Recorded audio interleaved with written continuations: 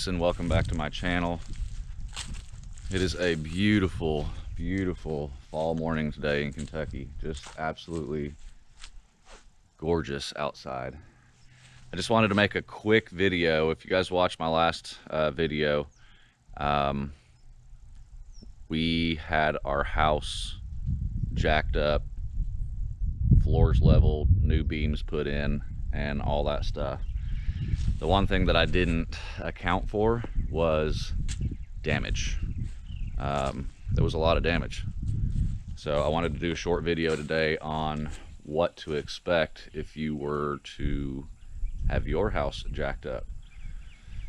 It's pretty satisfying to know that the floors are solid and that everything is the way that it is supposed to be, but the aftermath of it is a lot more work. So let's take a look at some of the damage that happened here.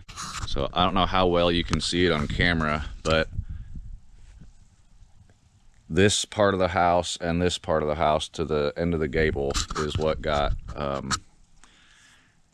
brought up. But it buckled all my siding, all of it, all here on the bottom, all of it here on the top. The whole side of this house just waves, which isn't a big deal because we're replacing the siding anyway, but for the time being, it doesn't look good. And we were hoping to get through winter at least without having to do the siding. But if you can see, it just buckled everything. This was the worst side, so I guess it's why it got most of the damage.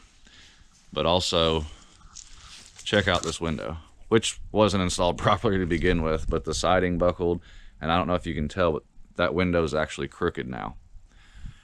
And the reason why it's crooked is because this here, from here down, was the old part of the house. Then they did an addition onto the house. The house had already settled. It was already rotting. It was already sinking into the ground. And then they added this addition on top of it and attached it to the old part of the house. So when they brought the old part of the house up, well, it brought the new part of the house up. And it did quite a bit of damage on the inside to the kitchen. So we'll walk into the house and I'll show you kind of what it did in there.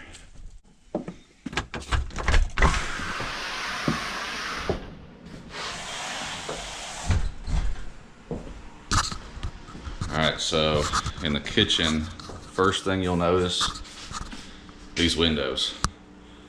You see that windowsill slants? It broke the drywall. So completely cracked the drywall. Goes all the way, it's hard to see, it's dark in this kitchen. Completely broke the drywall here, cracked all the way, there it goes. Cracked all the way across. And then, of course, it cracked some drywall here too. But the other crazy thing that it did, if you can tell, these cabinets are way higher than what they should be. As a matter of fact, if you can tell, they're just floating a good 4 inches off the ground.